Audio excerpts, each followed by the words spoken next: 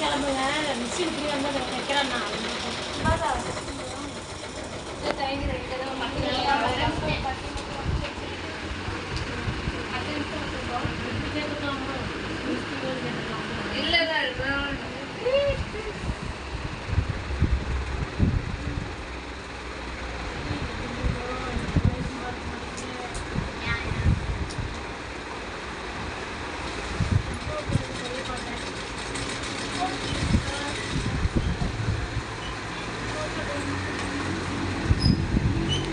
இப்படி வச்சு தைக்கக்கூடாது.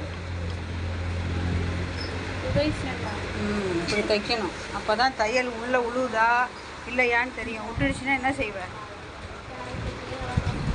எல்லாமே தலைக்கீழே தான். என்ன நீங்கள் என்ன பண்ணிட்டுருக்கீங்க?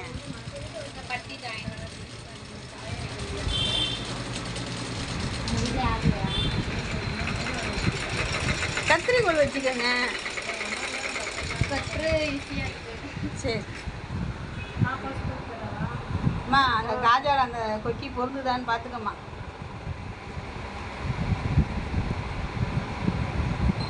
ரெண்டு பட்டன் கரெக்டாக இருக்கான்னு பார்த்துக்க.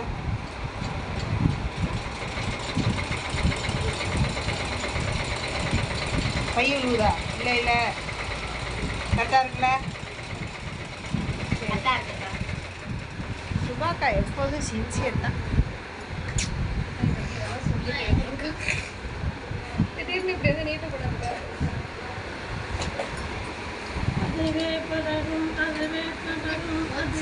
வீடியோ போயிட்டு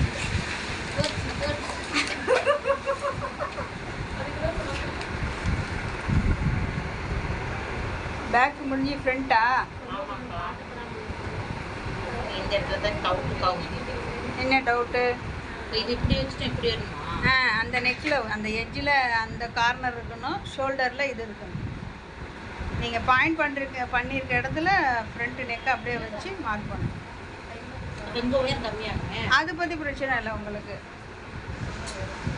உங்களுக்கு நெக்கு பேக் நெக்குக்கும் ஃப்ரண்ட் நெக்குக்கும் டிஃப்ரெண்ட் வேணும்ல?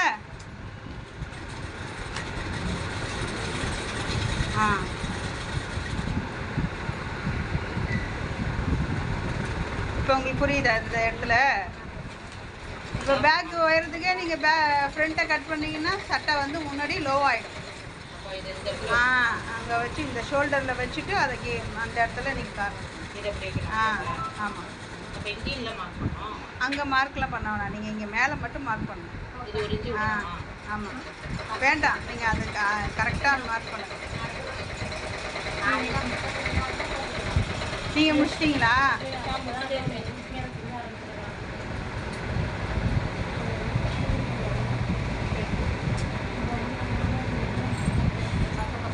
பேனா வேணுமா?